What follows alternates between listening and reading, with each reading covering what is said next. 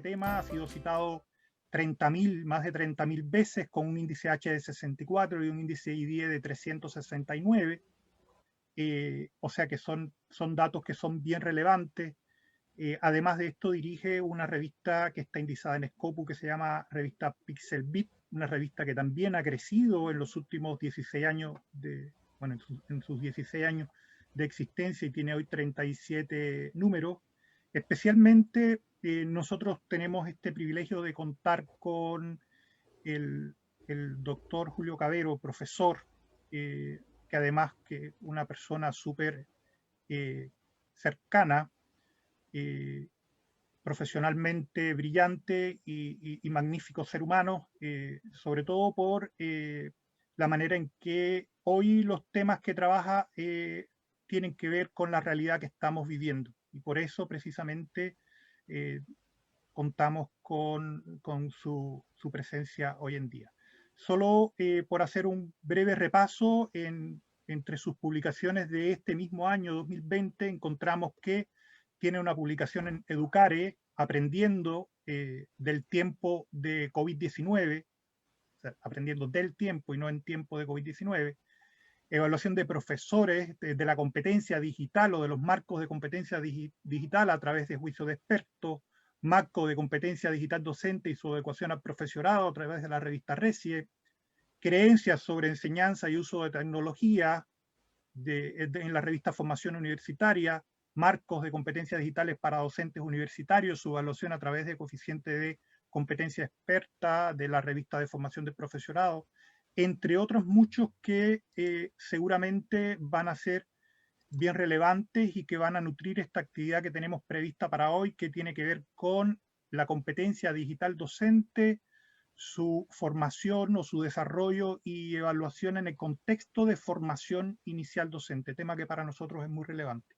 Vamos a escuchar al profesor Julio Cavero durante 45 minutos. Les ruego que las preguntas que puedan aparecer, las coloquen en la sección de preguntas y respuestas. Se van a dar cuenta que los micrófonos están cerrados y que solo tenemos hoy, en este momento, precisamente por estar en una sala de alta concurrencia, solo vamos a tener abierta la sección de preguntas y respuestas. Pasado 45 minutos vamos a hacer una selección de las preguntas y se las vamos a entregar al profesor Julio Cavero, que intentará responderlas en los siguientes 15 minutos. Igualmente los dejamos invitados para futuras actividades que vamos a hacer con el doctor y con otros profesores, y que al estar en contacto con nosotros seguramente van a ser invitados a ellas, también a través de la Mesa Pico o a través de la Facultad de Educación y del proyecto FIT de la universidad. Sin más, dejo la palabra al profesor Julio Cavero. Bienvenido. Bueno, en primer lugar, darle las gracias a la Universidad Católica de Temuco, y también siento cierta envidia. Me encantaría estar con ustedes allí en Temuco. Hace mucho tiempo que tuve la posibilidad de estar en vuestra ciudad y además me lo pasé verdaderamente bien. Pero bueno, son los momentos en los que corren, ¿no? Darle también las gracias a la Mesa TIC por invitarme a estar hoy con todos ustedes y demás, ¿no? Bueno, voy a compartir pantalla y pues ahora no puedo compartir. Un momentito, que esto... Vale.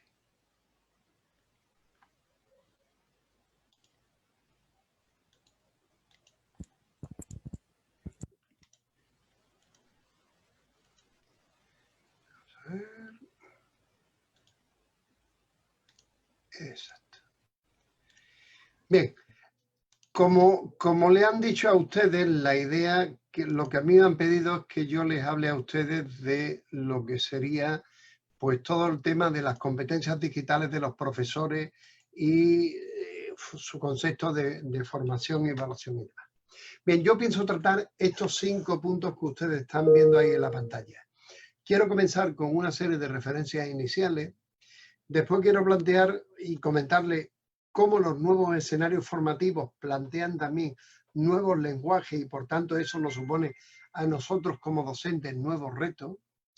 Quiero después analizar un poco qué puede ser eso de las competencias digitales, ver también eso qué supone de cara a la formación del profesorado en ti y finalizar con algunas reflexiones finales. Y ya por comenzar con estas reflexiones iniciales, yo creo que todo el mundo estaremos de acuerdo que la sociedad ha pasado por diferentes fases.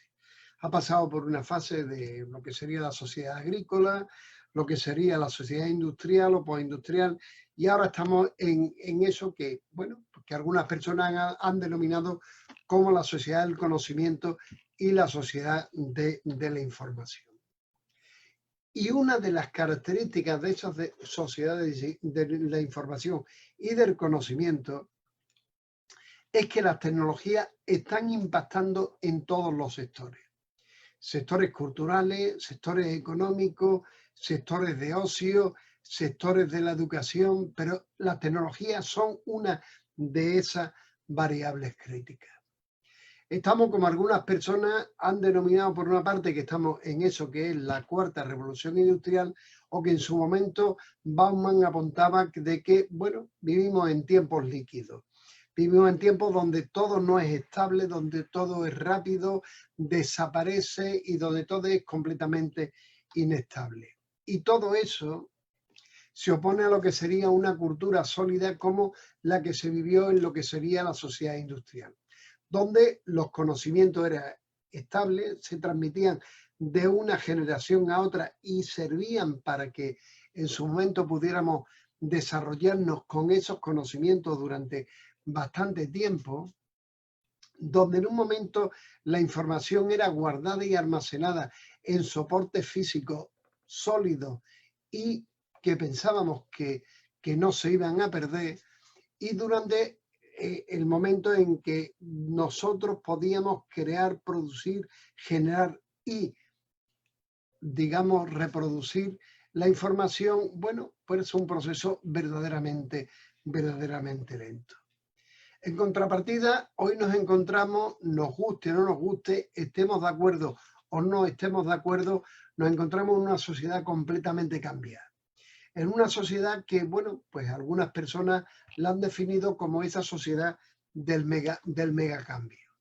Y podemos verlo, por ejemplo, en cómo desde que en 1435 se establece la primera página de esa impresión de Gutenberg, cómo pasan muchos años al 2007 a que sale, bueno, el primer libro electrónico que podemos salir.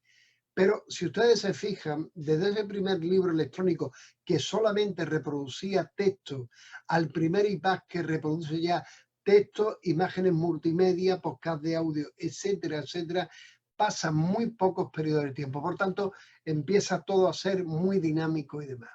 Pero vamos a verlo desde otra perspectiva.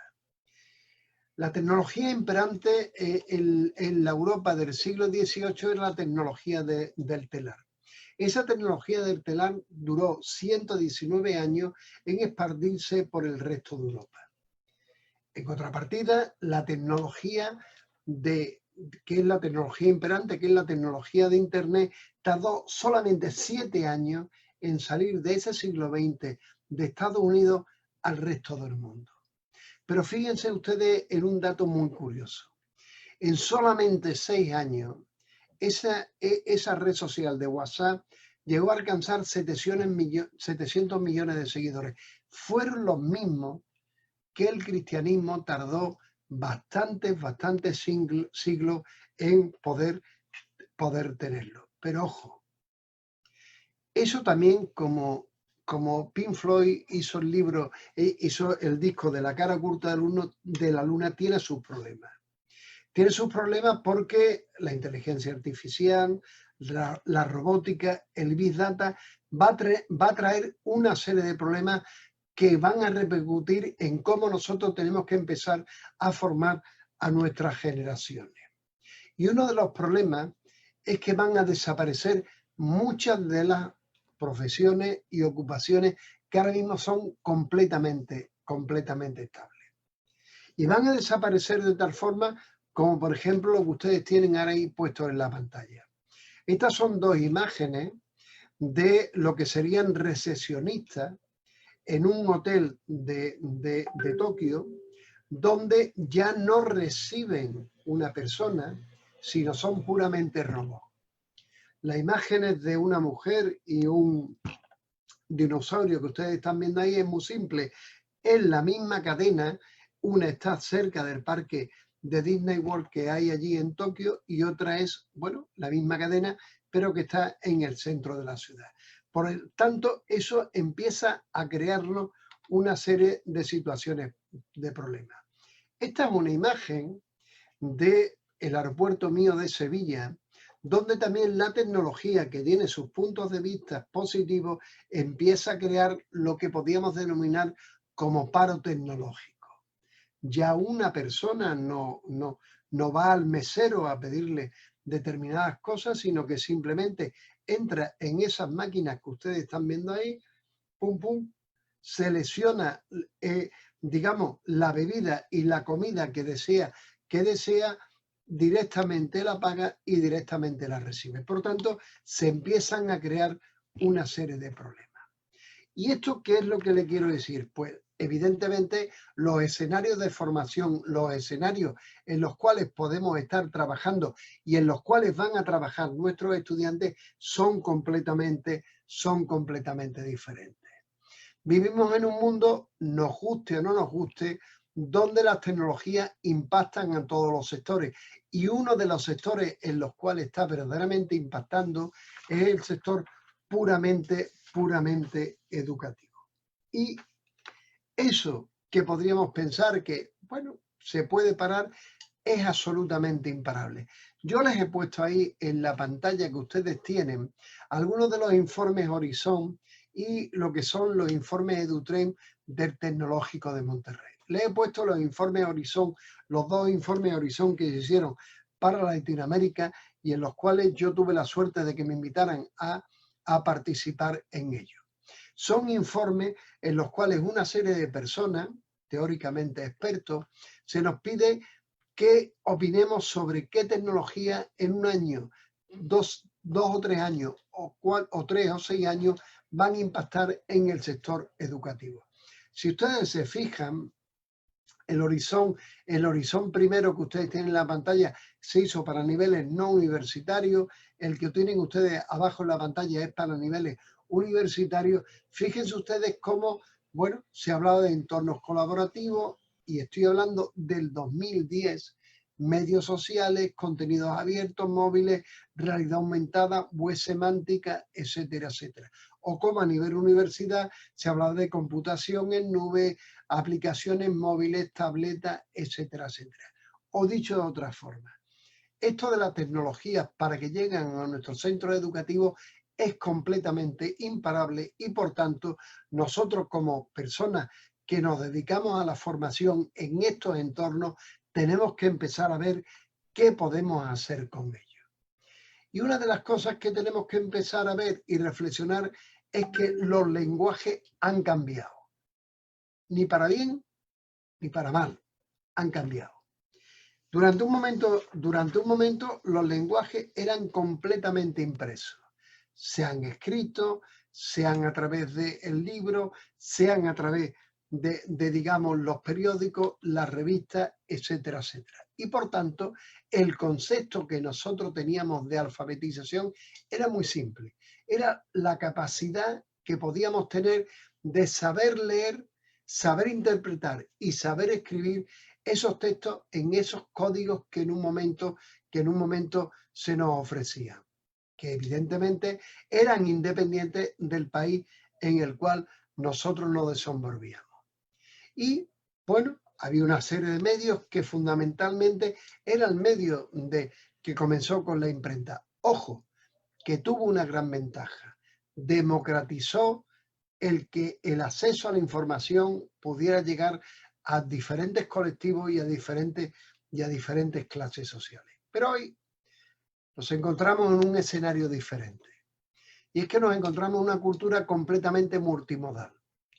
donde existen múltiples medios, múltiples soportes, estamos en un escenario totalmente transmedia y existen diferentes tecnologías y diferentes lenguajes y diferentes formatos. Y ahora podríamos hacer una pregunta. Ojo, ¿este criterio de alfabetización sería válido en un escenario donde nos movemos de forma completamente diferente? Yo creo que todos estamos diciendo que no. Ni para bien ni para mal, pero todos estamos diciendo que esto ha cambiado, porque tenemos diferentes recursos en los cuales nosotros podemos llegar a entender. Y entre otros motivos, porque el proceso de producción, difusión y consumo de la información y de la cultura ha variado. Hoy en día la escritura es un elemento válido, es un elemento significativo, pero todos producimos mensajes, producimos información, producimos recursos, producimos mensajes a través de diferentes códigos. Desde nuestro propio celular, desde incorporar elementos como pueden ser PowerPoint y subirlo a algún sitio, etcétera. Pero los elementos con los cuales nosotros hoy en día, en esa sociedad de la información, en esa sociedad del conocimiento, nos comunicamos, es completamente diferente, ojo, ni mejor ni peor, sino diferente a lo que en su momento determinado ocurría en esa sociedad, digamos, de industrial o postindustrial.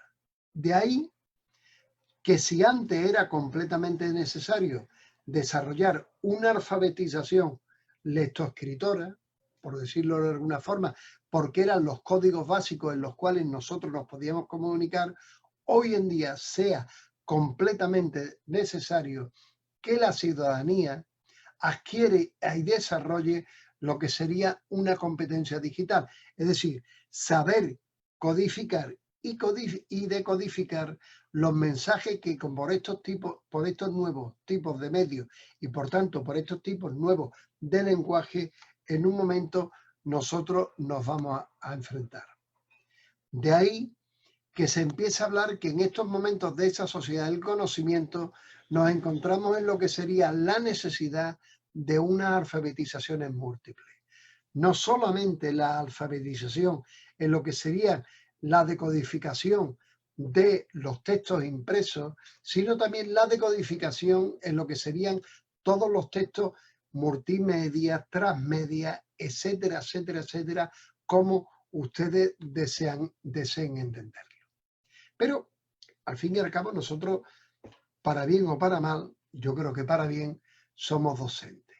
Y por tanto, bien, este desarrollo de esta competencia digital, ¿qué nos puede suponer o qué es necesario para nosotros como profesionales que nos tenemos que desenvolver en este escenario y que además de desenvolvernos en este escenario, tenemos que formar a nuestros estudiantes para desenvolverse en ese tipo de sociedad? Y la primera pregunta lógica sería, ¿qué podemos entender por competencia digital? Yo creo que ahí tienen ustedes una definición, que es la definición que establece de competencia digital la Unión Europea. Permítame que me centre en el contexto en el cual yo me desenvuelvo. Y donde dice que, bueno, que la competencia digital al fin y al cabo es un uso crítico y seguro de las tecnologías que la sociedad de la información y la comunicación nos permite, pues, para realizar diferentes tipos de actividades. El trabajo, el tiempo libre, comunicarnos con los demás y demás. Pero que además implica en cómo nosotros somos capaces de apoyándonos en esas habilidades TIC para, bueno, hacer muchas cosas con las tecnologías. Usarlos para recuperar la información, evaluar, almacenar, producir, etcétera, etcétera, etcétera. Por seguir yendo en lo que podrían ser definiciones, la Conferencia de Rectores de las Universidades Españolas pues bueno, llegan a entender que esa competencia digital en alumnos y profesores universitarios sería cuando uno tiene el conjunto de conocimientos, habilidades, disposiciones y conductas que nos van a capacitar, bueno, pues para saber cómo funcionan las tecnologías de la información y comunicación, para qué sirven, cómo se pueden utilizar y, bueno, cómo en esa utilización nosotros podemos conseguir una serie de objetivos específicos. Para mí, y uniendo las definiciones que anteriormente yo les he propuesto, pues yo creo que definir lo que puede ser la competencia digital es, bueno, cómo nosotros como ciudadanos de esa sociedad de la información y la comunicación somos capaces de usar de una forma creativa, crítica y segura las tecnologías de la información y la comunicación para alcanzar los objetivos relacionados con una serie de dimensiones: el trabajo, la empleabilidad, el aprendizaje, el tiempo libre, la inclusión y la participación y la sociedad. Pero de eso me gustaría recargar 3 palabras: uso creativo, crítico y seguro de las tecnologías de la información. Porque si no, sería simplemente el uso puramente instrumental y tecnológico de las tecnologías. Y yo creo que eso no es lo importante del manejo de las tecnologías de la información y la comunicación en esas sociedades de la información. Creo que esas 3 palabras, creativo, crítico y seguro, son lo que pueden determinar una serie de aspectos variables. Pero relacionado con eso, nos lleva a una cuestión verdaderamente importante. Y es que todos los ciudadanos, cuando entramos en un contexto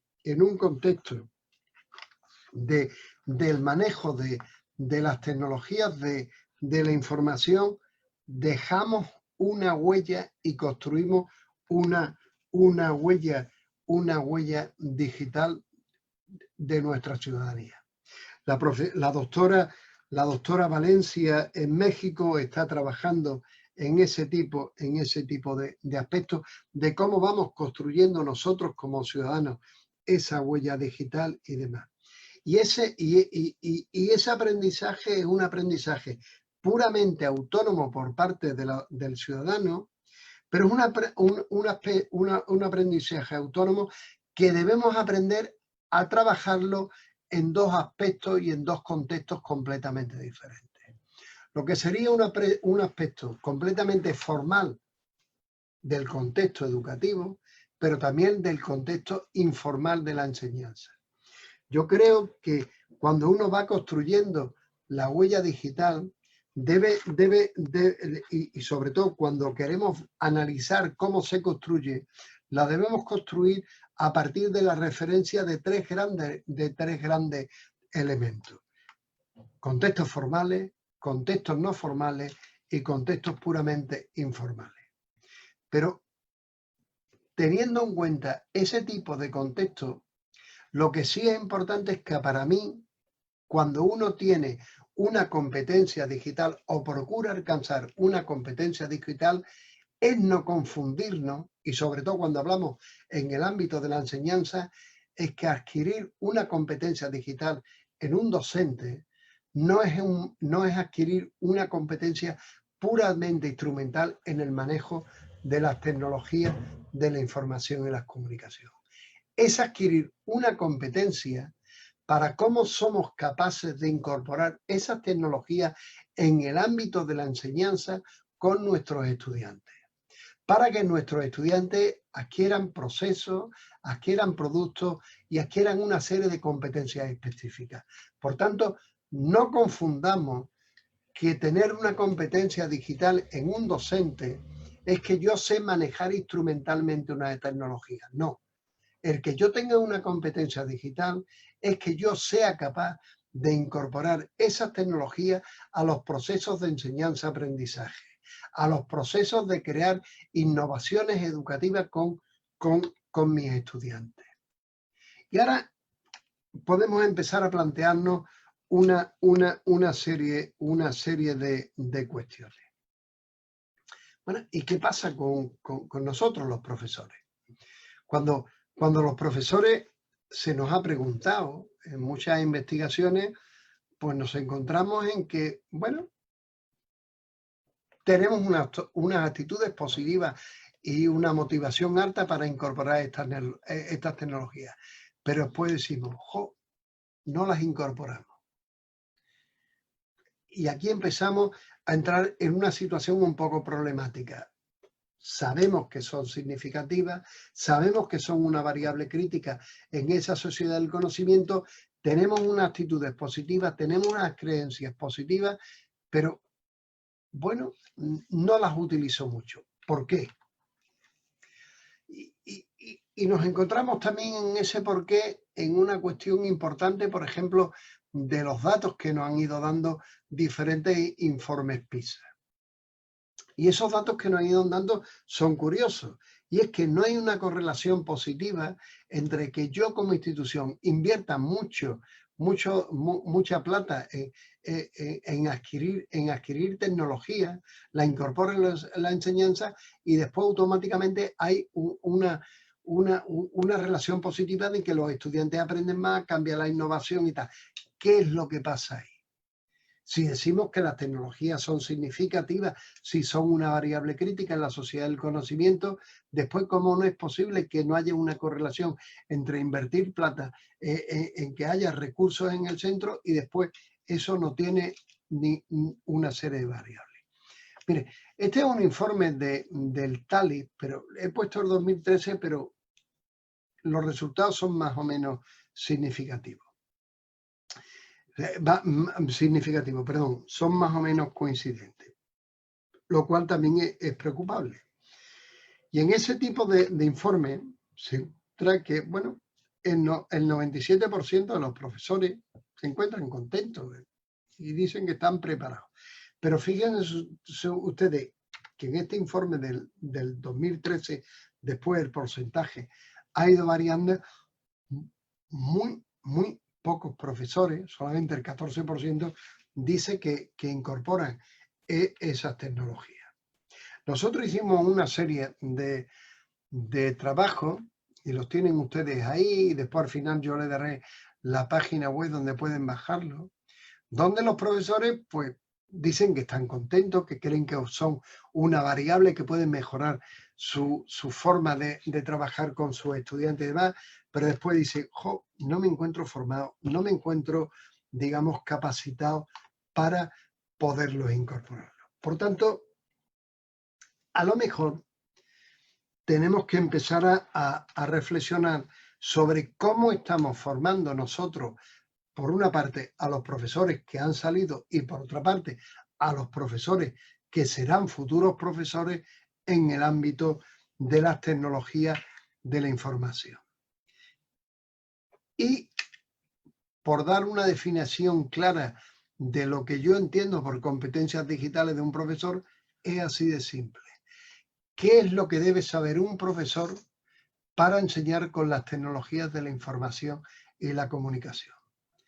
Un profesor que se va a desempeñar en esas aulas del siglo XX, del siglo XXI, ¿qué tiene que saber para, con esas tecnologías, crear unos nuevos escenarios que sean innovadores, que sean, digamos, absolutamente creativos?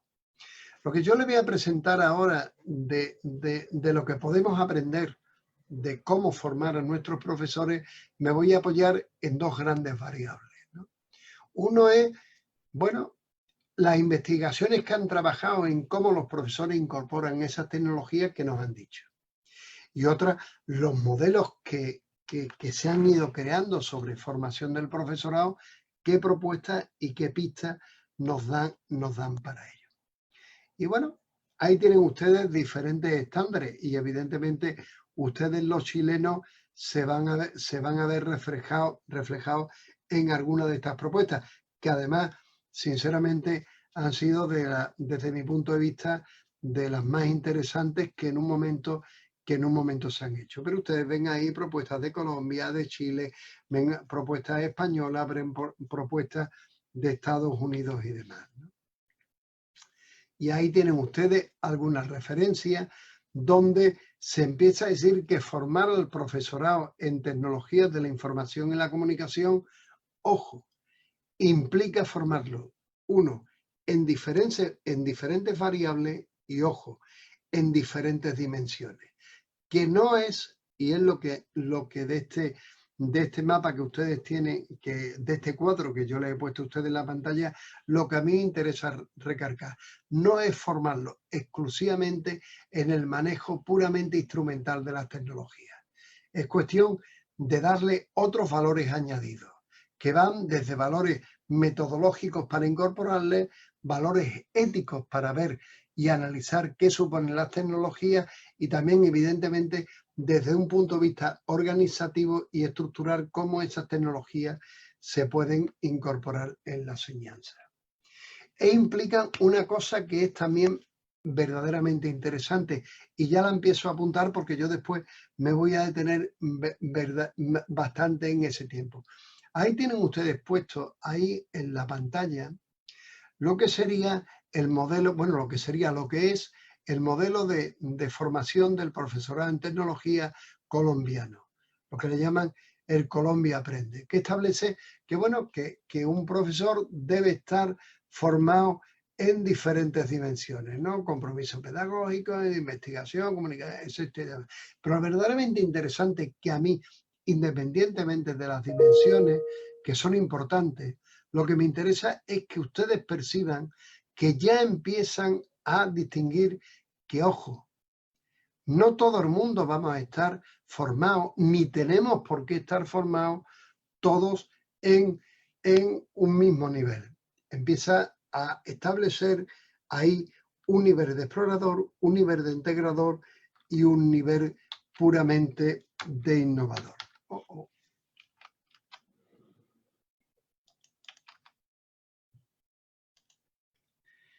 El mismo, lo que sería el discom.edu, que sería el marco y además con el que nosotros acá en la Universidad de Sevilla y en la Unión Europea estamos trabajando, y hay algunos países latinoamericanos que empiezan a trabajar en el mismo, empieza a establecer diferentes tipos de competencias. Por ejemplo, competencias exclusivamente centradas en lo que sería el ámbito puramente del docente, compromiso profesional, enseñanza-aprendizaje, recursos, evaluación, etcétera, etcétera. O dicho de otra forma, y es lo que me interesaría distinguir, formar al profesor en competencias digitales no es formarlo en una única dimensión. Pero más que eso, me interesa otro tipo de cosas, de cuestiones. Mire, yo creo que sí ha habido proyectos interesantes de incorporar las tecnologías, y ahora le digo por qué interesante. En el ámbito de la enseñanza, uno fue el proyecto ACO. ¿Por qué?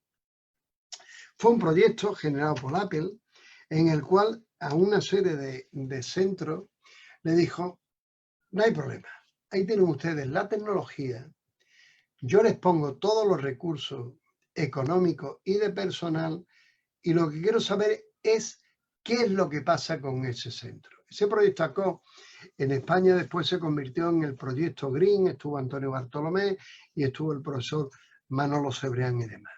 Y lo que se pretende ver, bueno, en un periodo de 3 o 5 años, ¿qué ocurre cuando un centro tiene esas situaciones puramente idílicas y demás? Pues mire ustedes, pasan lo que ustedes están viendo ahí en la pantalla. Ojo, siempre los profesores pasamos por un periodo específico. No hay una transformación radical. Pasamos por lo que sería un periodo de acceso, ¿ven? Vamos a ver esto de las tecnologías, cómo funcionan. Pasamos por un proceso de adopción. Bueno, voy a hacer lo mismo, pero bueno, con tecnología. Lo que yo hacía antes, por decirlo de alguna forma, con una transparencia, y me refiero a las guerras púnicas de retroproyector, pues ahora lo voy a hacer PowerPoint. Voy a ver, bueno, prácticas tradicionales, cómo las puede aumentar las características con la tecnología de aprobación. Y ese proceso de transformación, como pusieron de manifiesto estos dos proyectos, tarda 3 o 5 años. También ese autor que ustedes tienen en la pantalla llega a la misma conclusión. Ojo, incorporar las tecnologías para hacer cosas innovadoras no es que yo llegue al centro y diga voy a dar un curso de 30 a 40 horas. Es un proceso de innovación y es un proceso donde yo tengo que tener en cuenta diferentes variables. Puentedura también establece que, bueno, hay dos aspectos. Un aspecto de mejora, sustituyo y aumento lo que puedo hacer con las tecnologías, pero hay un aspecto clave que transformo lo que yo estoy haciendo con ese tipo de elementos.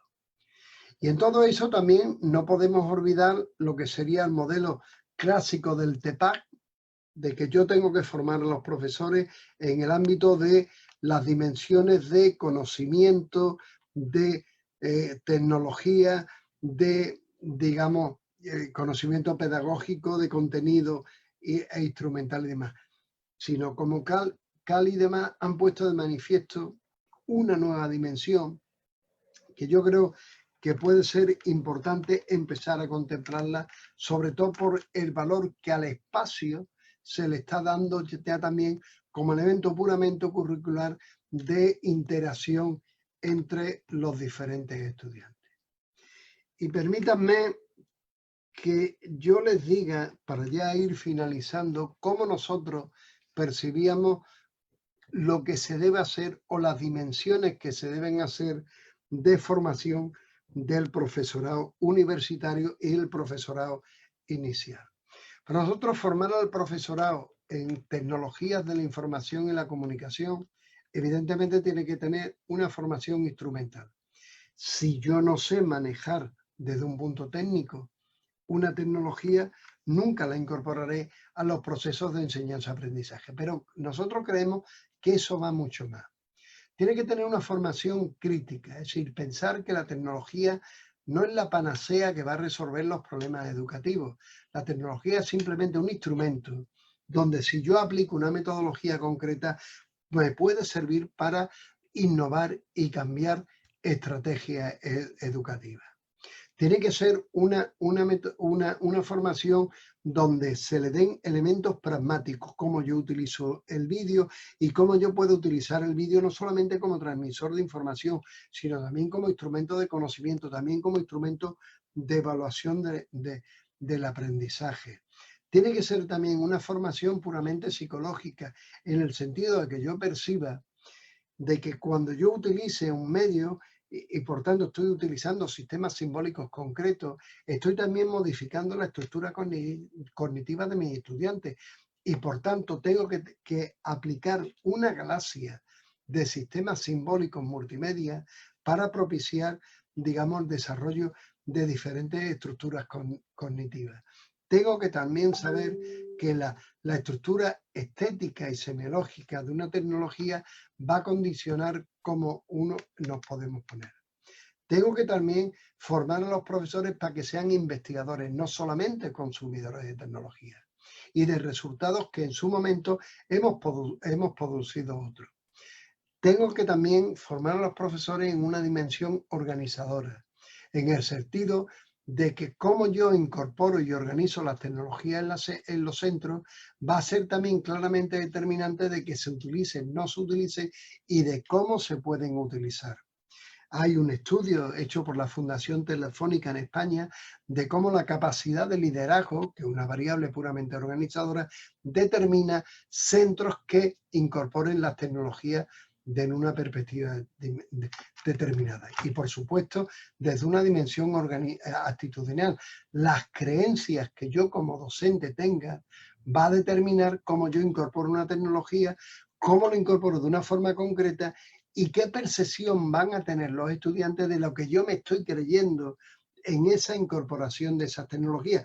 Y eso lo estamos viendo ahora en esos momentos de pandemia, de cómo un profesor que no se crea en esto de la formación virtual y que no tiene más opciones, está transmitiendo comunicación no verbal, escrita o puramente física, de que le está diciendo a los estudiantes, estoy aquí porque no puedo estar de otra manera, ¿no? Y evidentemente tiene que tener una capacidad puramente diseñadora. Nosotros hemos llegado a una propuesta de que creemos que formar al profesorado es formarlo para que pase por esos 3 núcleos, ¿no? Iniciación, incorporación y transformación, ¿no?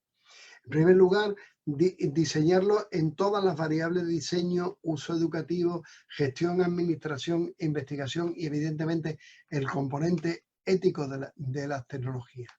Pero lo más importante es que no es una cuestión puramente puntual. Y ya unas reflexiones puntuales, finales, ¿no? Formar al profesorado en tecnología no es formarlo desde una óptica puramente instrumental. Formar a nuestros estudiantes para que salgan a trabajar en las escuelas, en los institutos, no es formarlos de una forma instruccional. No es formarlo, empezar que esto es una acción puntual. Yo te doy un curso 20 horas y ya está. No, esto es un proceso. Entre otros motivos, por varios motivos, por varias cuestiones. Primero, porque las tecnologías van cambiando y porque las metodologías que podemos incorporar a las tecnologías van variando. Por otra parte, implica que esto lo veamos no como una cosa puntual, sino que lo veamos como una necesidad que los docentes debemos tener dentro de las mismas competencias que debemos tener los docentes. Y que implica, como les he estado presentando, que hay diferentes fases. Esto no se llega en un año y que, por tanto, esto se encuentra asociado a lo que sería el desarrollo puramente profesional docente. Y lo que para mí es más importante, debe ser una formación teórica y práctica. Yo creo que la reflexión puramente conceptual es verdaderamente importante y lo estamos perdiendo en las facultades y en la escuela de formación de nuestros estudiantes. Estamos haciendo puramente capacitación, puramente instrumental, y eso, por el valor del tiempo, las tecnologías, desde mi punto de vista, no es importante y debemos hacer más que nada una formación conceptual que le permita desenvolverse en esos nuevos escenarios. Muchas gracias por su atención. Ahí tienen ustedes mi correo electrónico y la página web del grupo de investigación que yo dirijo, y ahora quedo a su disposición de las preguntas que me deseen realizar. Muchas gracias, estimado profesor. Durante su presentación hemos estado recopilando algunas preguntas que nos gustaría que nos conteste, así que no se despida todavía. Bueno, ahí le tengo que reconocer que varias preguntas, algunas como que las puedo ir sintetizando, y sobre todo algunas que hablan del tema del confinamiento, sobre esta realidad donde a veces decíamos que el uso de tecnología, más que la integración, o sea, la decisión de adoptar, que le llaman también en la literatura, depende mucho de la percepción que tiene el profesor de lo que sería la utilidad y la facilidad de la tecnología. En este contexto, hay varias preguntas que nos dicen, para un profesor que está en el establecimiento y que la ha tenido que usar sin siquiera reflexionar sobre si es útil, si es sencilla, simplemente porque ha sido la única manera, dos cosas. ¿Qué va a pasar cuando termine la crisis y ya no tenga que usar la tecnología? Y segundo, ¿qué orientación deberíamos darle a este profesor para que avance en este ciclo de entrada, adaptación, adopción, o como quiera que lo veamos a través de los diferentes esquemas que proponen? Proponía la reflexión como uno de los puntos fijos, el énfasis en la teoría. Para un profesor de colegio, ¿qué le deberíamos estar diciendo? O sea, sería básicamente esa segunda idea. Bueno, yo creo que deberíamos aprender una cosa, y es aprender las posibilidades que las tecnologías nos han ofrecido. O sea, yo creo que si ahora nos olvidamos de todos los nuevos escenarios que nosotros somos capaces de crear con las tecnologías, pues decimos, bueno, ya volvemos a la presencial y nos olvidamos de los nuevos escenarios que la tecnología nos ha permitido, yo creo que cometeríamos un gran error. Es cierto que todos, bueno, nos hemos visto forzados de la noche a la mañana a decir, bueno, pues ahora le cerramos y tiene usted que trabajar con esto. Yo creo que sería más interesante pensar qué me puede ofrecer a mí la tecnología para crear escenarios enriquecidos donde mis estudiantes puedan trabajar de forma colaborativa, puedan trabajar con diferentes tipos de recursos. Yo no perdería esa oportunidad. Yo creo que sería un error, si lo entendemos lo que ha pasado, como decir, bueno, esto ha sido una cosa transitoria y más. Yo creo que la tecnología ha llegado, vamos, no ha llegado, ya estaba. Lo que sí es cierto que las instituciones universitarias, locales y del tipo que sea, tienen que apoyar al profesorado, pero que deberíamos pensar en qué posibilidades nos ofrecen estas tecnologías para crear escenarios puramente enriquecidos. Sí. Ese sería mi punto de vista. Sobre ese tema, y solo porque se presta a la manera en que usted terminó, hay una pregunta de Brenda, que nos dice que realmente hay una serie de responsabilidades en cuanto al profesor para esta transformación que estamos pidiendo hoy con el uso de la tecnología, tanto en un contexto de pandemia como fuera de ello. Y ella pregunta, fuera de este profesor, ¿cuál sería la responsabilidad del Estado? Y asumo que la responsabilidad del Estado es también responsabilidad de las organizaciones. ¿Algún tipo de tema que debíamos estar revisando en este sentido? Vamos a ver, yo creo que uno de los grandes errores que se ha cometido, digo Chile, digo España, y yo creo que en muchos sitios, es pensar que la incorporación de las tecnologías ha recaído sobre las espaldas de los profesores. Es el efecto del llanero solitario, ¿no? Venga, el profesor lo hace solo. No. Yo creo que es una responsabilidad de las instituciones universitarias, estatales, del tipo que sea, por una parte, formar al profesorado, en primer lugar, inicialmente, y después, en segundo lugar, establecer los mecanismos suficientes para que eso se pueda llevar a cabo sin ningún tipo de problema. Y le voy a poner dos ejemplos. Uno de mi Universidad de Sevilla. En mi Universidad de Sevilla yo lidero,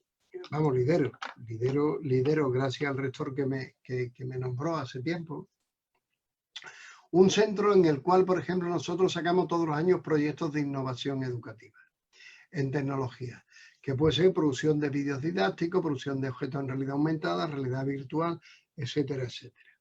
El profesor lo único que tiene que presentar es una especie de guión en formato Word. Los contenidos. ¿Usted qué es lo que quiere que aprendan sus alumnos? Y los técnicos didácticos y puramente instrumentales del centro que yo dirijo le producen íntegramente el material. Por tanto, mi universidad le está ofreciendo tanto. Ojo, también le pedimos al profesor que evidentemente que como eso está hecho con dinero público, los materiales deben estar abiertos en dinero público, en sitio público. Lo pueden ver ustedes en la página del secretariado, que es sas.us.es. ¿Vale? Desde los videos, que son más de 1.300, objetos de realidad aumentada, etcétera, etcétera. Ojo, todos esos materiales tienen su ISBN y su DOI para reconocer la autoría puramente científica y académica del profesor. En la Junta de Andalucía, en mi gobierno andaluz, donde yo estoy ahora trabajando y colaborando con ellos, pues también pasa lo mismo. Hay un apoyo de gente externa para que el profesorado adquiera una serie de competencias puramente digitales. En este caso, en el modelo del discom.edu. Pensar que la transformación digital debe caer sobre la espalda de los profesores es una de las mayores tonterías que han hecho todos los gobiernos y todas las universidades. Al profesorado hay que mimarlo. El profesorado tiene suficientes problemas como para ahora saber si, bueno, yo voy a empezar ahora a trabajar con, ¿cómo le diría yo? voy a hacer un entorno de formación virtual y estos son mis contenidos, esto cómo lo paso a HTML, cómo lo hago. No, el profesorado tiene que tener un centro, un medio, un centro de apoyo y de recursos que le ayude a eso. El profesor debe saber cómo trasladar la asignatura, qué estrategia debe hacerlo, cuál es la metodología. Pero cómo virtualizar los contenidos, eso deben ser centros que las universidades o digamos, las instituciones pongan de apoyo al docente. Y ojo, y también que el docente universitario, que comete muchos errores, que todos los docentes tenemos pasión por el conocimiento, pero no queremos conocer a nadie, tenemos un PowerPoint y lo defendemos a muerte entre nosotros.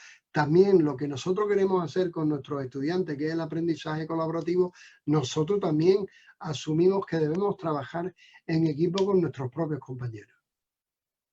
Muy bien, acercándonos un poco más al tema de la formación inicial docente, responsabilidad que tenemos nosotros desde la facultad, hay desde la facultad, desde educación específicamente, hay una pregunta que nos llama en dos direcciones. Lo primero, si este uso a nivel sustitutivo que está teniendo lugar en algunos casos de la tecnología pudiera verse como el ideal, al no recibir una crítica y sabiendo que muchas veces se establece a través de niveles de compromiso, o sea, profesores que utilizan la tecnología para seguir haciendo exactamente lo mismo que estaban haciendo y que hoy se ve como algo normal porque definitivamente hemos tenido que salir adelante como hemos podido. O sea, ¿de qué manera podemos defender a nuestros estudiantes que pueden estar haciendo alguna práctica profesional o que están mirando simplemente el entorno de que la integración de tecnología va mucho más allá? Y en la segunda idea sobre esto que nos gustaría que nos hable, tiene que ver con de qué manera o qué grandes líneas de acción deberíamos tomar en cuenta hoy precisamente para aprovechar a tope el contexto de pandemia, para formar a nuestros estudiantes en lo que sería el desarrollo integral de un desempeño, una competencia en el área de las TIC, o sea, una competencia digital docente. ¿Cómo aprovecharnos de la pandemia para acelerar esta formación de los estudiantes? Bueno, yo diría, Juan Francisco, a la primera cuestión. Primero, las tecnologías no son la panacea que van a resolver los problemas del fracaso escolar. La mejor tecnología es la que le resuelve un problema de comunicación a un profesor con sus estudiantes.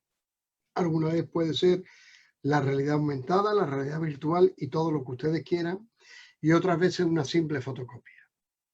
Por tanto, pensar que la tecnología va a resolver los problemas, no. Yo creo que ese es el primer referente. Es cierto que podemos caer en el error de que, bueno, de la noche a la mañana, como en todos los países, ustedes allá en Chile y nosotros acá en España, bueno, nos cerraron y nos dijeron, esto es lo que hay, ¿no? En mi universidad el rector creó un grupo de asesoramiento pedagógico para ver todo ese tipo de cosas y a mí me nombró como coordinador de ese grupo, posiblemente por ser director del secretariado en el que soy. Pero no tenemos que ver que la tecnología es la panacea que va a resolver los problemas educativos. Tenemos que ver en qué cosas nosotros, como docentes, somos capaces de hacer cosas nuevas con la tecnología. Si vamos a utilizar la tecnología para hacer lo mismo que veníamos haciendo, no tiene ningún sentido. Y pongo el ejemplo de la formación virtual. Antes dejábamos en una copistería, no sé en Chile el nombre que tiene, porque el chilenismo es un elemento complicado. Antes dejábamos nosotros en la copistería la fotocopia y ahora le pasamos el PowerPoint para que el alumno se lo descargue y demás. Y hemos pasado de una universidad a la fotocopiadora a una de las impresoras, pero no hemos cambiado la metodología. Tenemos que ver cómo cambiamos las metodologías para hacer cosas nuevas, ¿no? ¿Y qué línea de acción? Pues yo creo que la línea de acción es simple. es pensar en que podemos hacer cosas nuevas, en que tenemos que imaginar qué cosas nuevas podemos hacer con las tecnologías, cómo podemos utilizar elementos de gamificación para evaluar a nuestros estudiantes, cómo podemos utilizar la clase invertida, cómo podemos utilizar el estudio de casos y el aprendizaje colaborativo relacionado a ese tipo de cosas.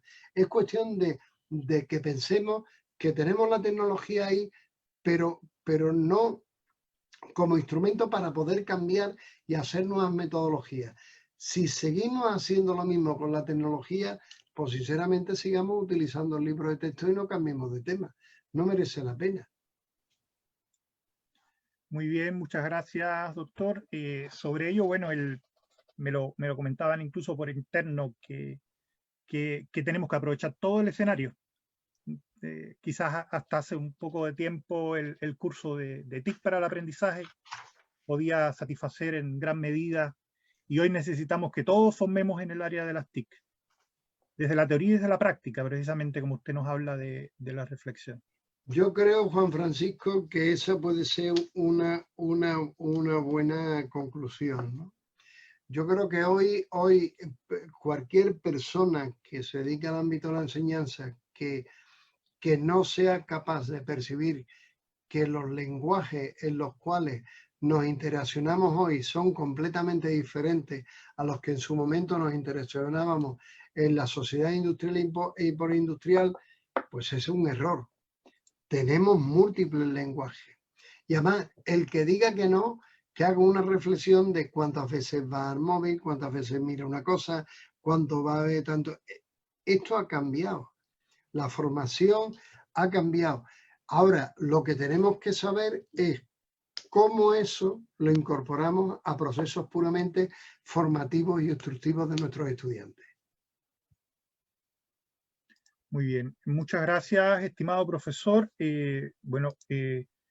Tenemos varias preguntas más, pero ya lamentablemente nos hemos quedado al límite del tiempo.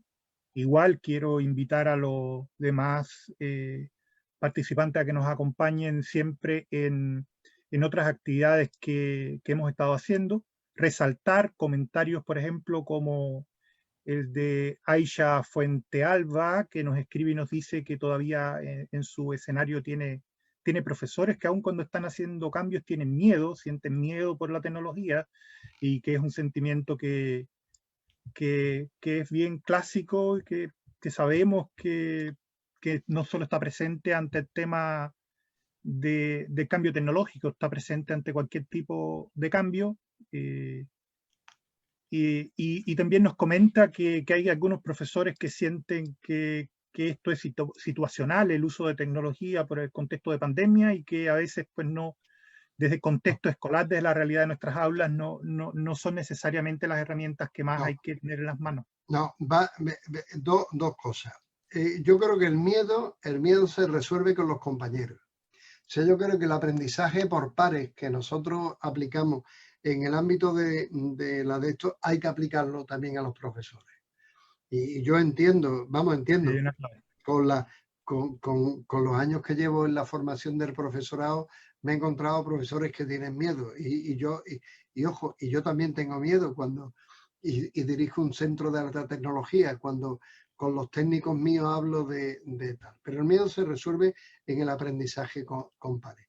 Pero no, esto no ha llegado a una situación de pandemia. Las tecnologías son una variable crítica de la sociedad de la información y la comunicación. Lo queramos o no lo queramos. Nuestros estudiantes, las personas, van a interaccionar y van a trabajar con tecnologías absolutamente diferentes a las que nosotros trabajamos. Entonces, no podemos negarles a los estudiantes, porque nosotros podamos tener ciertos reparos y creencias de que no no trabaje. El aprendizaje ha ido variando a lo largo de la historia del mundo. Y le voy a poner un ejemplo para esos profesores. Cuando en su momento se puso de manifiesto el libro de texto, en las universidades, y me refiero a las universidades europeas en la Edad Media, la última universidad que admitió la utilización del libro de texto fue la Sorbona, porque se discriminaban las buenas y las malas universidades, aquellas que utilizaban o no utilizaban los libros de texto. Las malas eran los que se utilizaban, porque se entendía que la mayéutica socrática sería una de las metodologías que debía aplicar. Hoy en día eso no lo podemos defender. Tampoco podemos defender el que las tecnologías son herramientas de comunicación y de aprendizaje. Bueno, muchas gracias a la Universidad Católica, muchas gracias Juan Francisco por haberme invitado, y ha sido un placer verdaderamente haber estado con todos ustedes y bueno, pues espero que haya servido para algo. Muchas gracias, profesor. Ha sido un placer para todos nosotros estar en esta charla que nos ha entregado el día de hoy. Le invitamos a que se quede el resto de la actividad. Nos quedan todavía aproximadamente 38 minutos, 32 minutos de programa. Igual le dejamos invitado para las actividades que vamos a tener durante los siguientes 3 días. Y por supuesto, le dejamos invitado a que nos acompañe a la Universidad Católica de Temuco cuando las condiciones así lo permitan. Por supuesto que admito la invitación y me lo pasé verdaderamente bien la última vez que estuve allí. Aunque fui en un momento en el cual España perdió con Chile en fútbol. Estaba allí. Un abrazo y muchas gracias por la invitación. Bien, muchas gracias a usted. Bueno, retomamos con nuestro profesor Santiago el resto de la actividad.